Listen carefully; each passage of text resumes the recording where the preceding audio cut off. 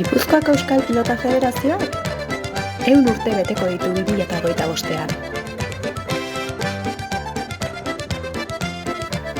Urtarrilean,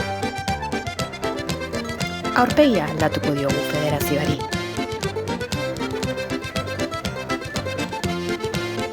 Otsailean, pilota eta beste joko bat lotuko ditugu. Martxoa, Gipuzkoako emakume pilotarien hilabetea izango da. Apirilean, gure kulturaren beste adierazpen mota batekin egingo dugu bat. Maiatzean, Gipuzkoako pilotaren historia izango da protagonista. Eta ekainean, gaur egungoa.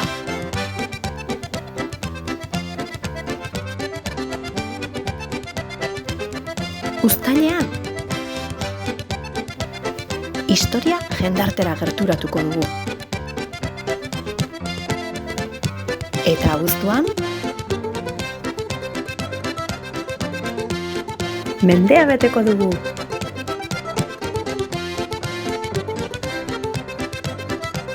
Zatoz gurekin ospatzera!